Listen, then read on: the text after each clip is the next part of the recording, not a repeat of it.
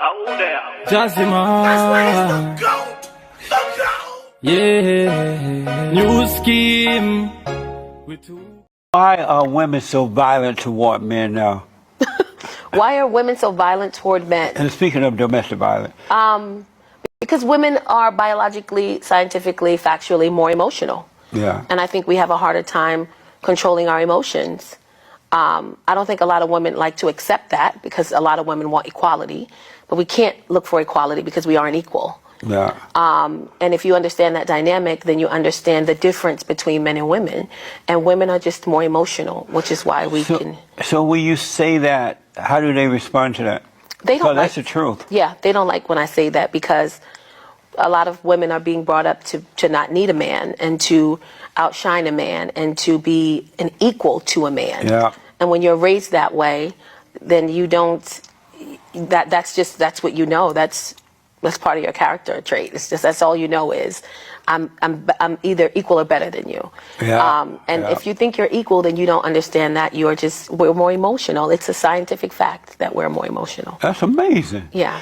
So were you raised that way? Why are you so solid with that? You understand that so clearly? Because it's hard for most women to understand things. I think a lot of it is just logic. Yeah. Just be logical. I was raised with both my parents and my grandparents on both sides. Were very involved in our lives and our uncles. And I'm the third oldest of 8 children. And, you know, I didn't grow up in the best conditions. I grew up in the South Bronx in the projects.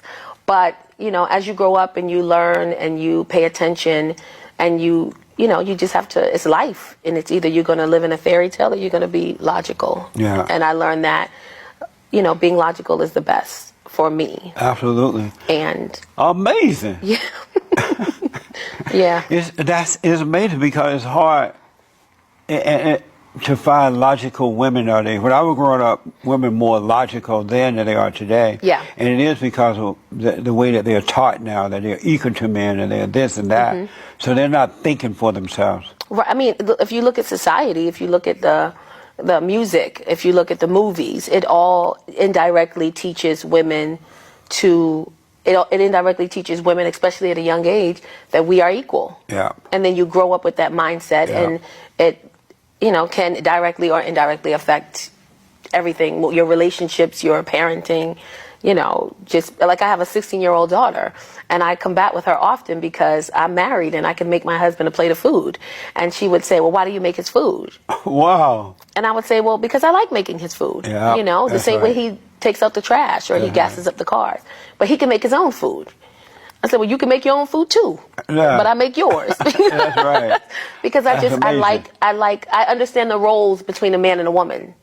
Nowadays, a lot of roles are blurred. Yeah, absolutely. Know? And if they're blurred, then the relationship is blurred. But my point was getting my 16-year-old daughter to understand this in this world and in this environment has been a challenge because she listens to the music. Yeah. And she goes to the school with the friends and she watches the movies where everybody's like, we're equal and women's rights. And I believe in women's rights. I don't believe in the equal part of it because we can't be equal. But she believes in this. Yeah. And then to come home and watch her mom do something that she doesn't necessarily see, it's just challenging, you know. That's amazing. Yeah. And you are also a motivational speaker. Do you talk about these things when you're speaking, giving your talks and things? I talk about these things, but then I also talk about just growing up and not having. Yeah. And getting from that point to where I am now and understanding that there's still so much more work to do because people just, they don't believe that you can come from nothing. Right. And then when they see you get to where what they believe is success, I like to go back and humble myself and remind them that there's a lot of work that goes into it, but it is possible. Absolutely. So that's where the motivational speaking comes in, and I try to speak life and love into people and just, you know, remind them that anything is possible. You just got to be prepared to work for it. It's not going to just come in your lap. You know, I watched a couple of your comedy movie videos there, and in your movies you curse and you rough and you all over the place but you seem so different here. And I was a little surprised. So is it just an act? I know it's an act, but How are you able to curse like that and do what you do and be so logical?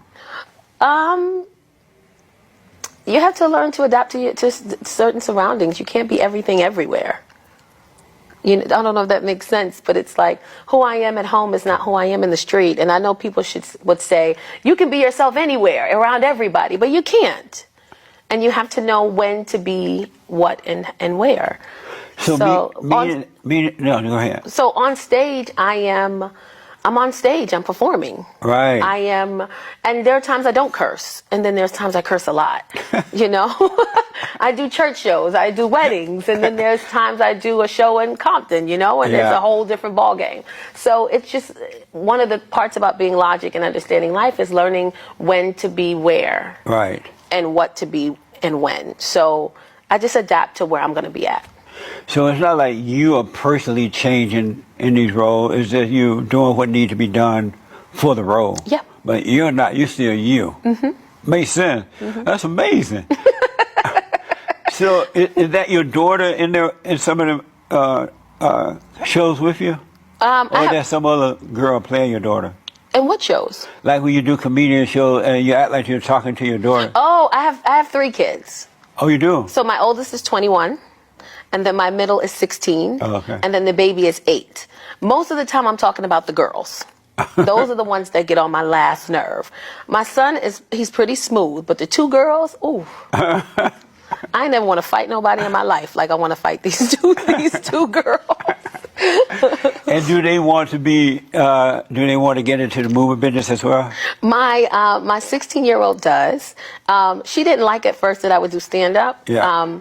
Because I talked about her a lot. She's like my best bit. And she would get upset because her friends follow me on social media. Yeah.